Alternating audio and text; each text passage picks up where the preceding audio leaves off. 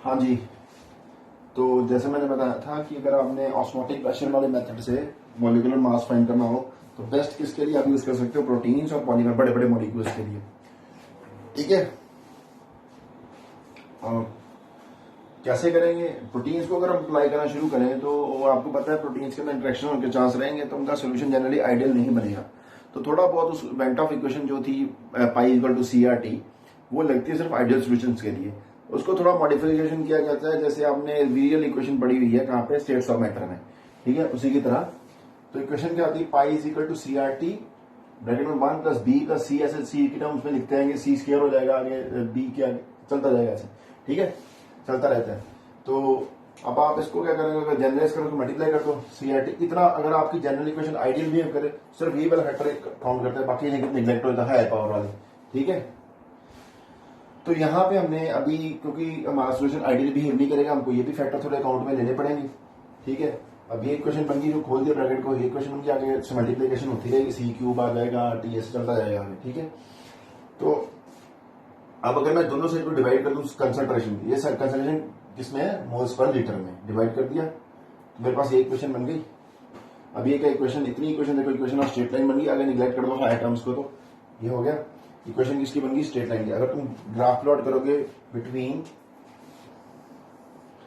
Pi by C versus concentration, ये जो concentration है, तो क्या आएगा तुम्हारा इंटरसेप्ट, क्या आ जाएगा, इंटरसेप्ट हो गया positive intercept R T.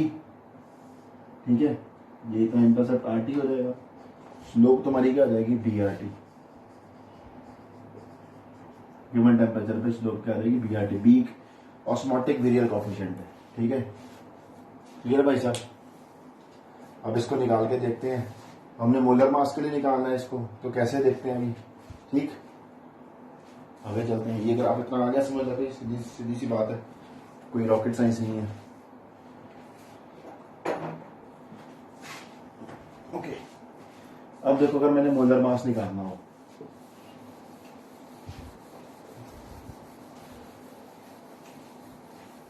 Concentration हो सकती है, किसी भी टर्म्स में हो सकती है, कंसंट्रेशन ही है, मोल्स पर लीटर, ग्राम पर लीटर, कुछ भी हो सकती है। ठीक है, अगर मान लो भाई साहब, if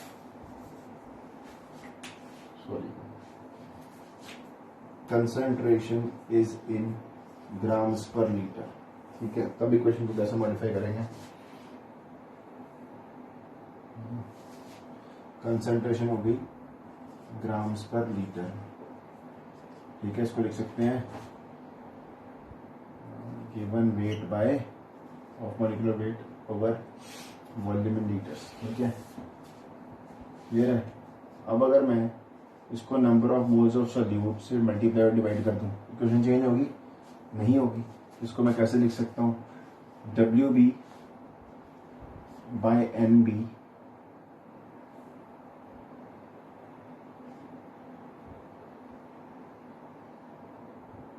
W B by N B is equal to N into N B by B. ये number of moles per litre क्या हो गया, इफ ये कंसंट्रेशन सी किसमें है, ग्राम्स पर लीटर में दी हुई, जनरली सी में होती है। ठीक है, ये क्वेश्चन देना, तो ये एन बी बाई बी क्या होगी, concentration in moles per litre. Generally concentration in moles per litre को ऐसे दिखाया जाता है। ठीक है ना, यहाँ पे जो ग्राफ में ये कंसंट्रेशन किसमें है, मोल्स पर लीटर में, ये ध्यान रखना। अब W B by N B, अब आपको होता है नंबर ऑफ मोल्स क्या होते हैं, given weight by molecular wait.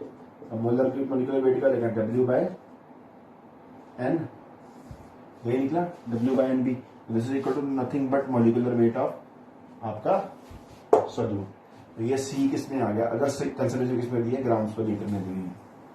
ठीक है, तो इसको मॉडिफाई कर लेते हैं हम, कंसंट्रेशन तो क्या आ गई, सी बाय एम बी। ये कंसंट्रेशन किसमें है जी, ग्राम्स पर लीटर में।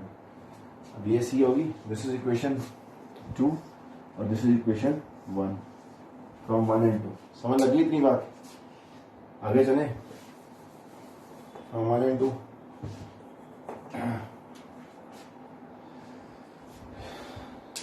इस ग्राफ को मिटा देते हैं, ये तो क्लियर हो ही चुका अपने को। यहाँ पे इस ग्राफ में कंसंट्रेशन सी में थी, मोल्स पर लीटर में, फ्रॉम 1 एंड 2 क्या कम क्या टर्म बन जाएगी, फ्रॉम 1 and 2 क्या बन गया, पाई अपॉन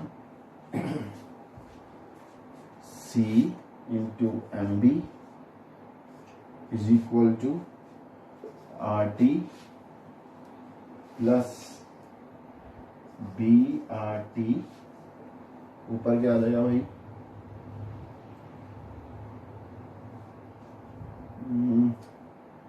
ऊपर क्या आ जाएगा, C बाय एम बी, ये हो गया। इस C की वैल्यू मैंने पुट कर दी C बाय एम बी। ये C जो है ये क्या है, ग्राम्स पर लीटर में। अब देखो पाई अपॉन C, ग्राम पर लीटर वाला C है, RT by M B plus BRT C by M B का स्क्वायर, ठीक है। अब ये देखो,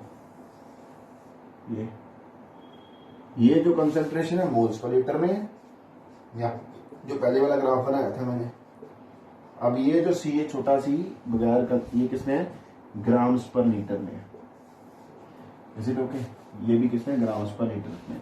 अब ग्राफ फिर से इक्वेशन बन गया, जैसे इक्वेशन 3, इसका ग्राफ प्लॉट करते हैं।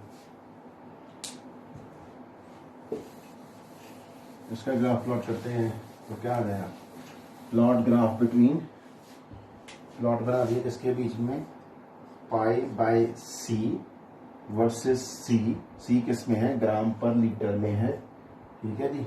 ये भी कहाँ पे है, ग्राम्स पर लीटर में है, ठीक है। तो आपका ग्राफ का इंटरसेप्ट फिर से क्या आ जाएगा, इंटरसेप्ट क्या आ गया, RT बाय एम बी, ठीक है। इस ग्राफ के इंटरसेप्ट सीधे आपको क्या मिल सकता है, इंटरसेप्ट पता हो तो मोलिकुलर मास निकाल सकते हो गिवन टेम्परेचर पे, ठीक है। ये निकालना था मैंने। और स्लोप किसके बराबर हो जाएगी, BRT बाय एम बी का स्क्वायर, ठीक है। यहां से भी निकल, स्लोप पता हो यहां से भी निकल सकता है, B कोफिशिएंट है, कांस्टेंट वेरिएबल कोफिशिएंट, ठीक है जी। तो ये इक्वेशन यूज करोगे आप किसके लिए, क्या बोलते हैं, मॉलिक्यूलर मास फाइंड करने के लिए, पॉलीमर की, प्रोटीन के लिए, ठीक है। बात क्लियर हो गई। अब और कुछ बचा ऑस्मोटिक प्रेशर में, ये भी हो गया, हाँ जी, 1 मिनट इसको मिटा लें, सोचते हैं अब कौन क्या बचा है।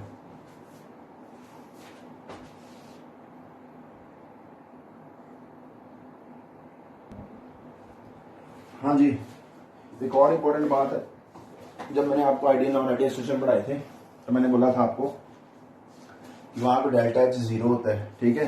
डेल्टा H मिक्सिंग 0 आता है, डेल्टा H मिक्सिंग 0 आता है, और डेल्टा G मिक्सिंग नेगेटिव होता है। मैंने तो बोला था डेल्टा S मिक्सिंग पॉजिटिव होता है, क्योंकि आइडियल सोल्यूशन है। तो जो आइडियल गैसेस के मिक्सचर के लिए डेल्टा G मिक्सिंग, या आइडियल गैसेस के मिक्सचर के लिए एंट्रोपी डेल्टा S मिक्सिंग की जो फॉर्मूला लिखते थे वो यहाँ पे भी डायरेक्ट अप्लाई हो जाते हैं।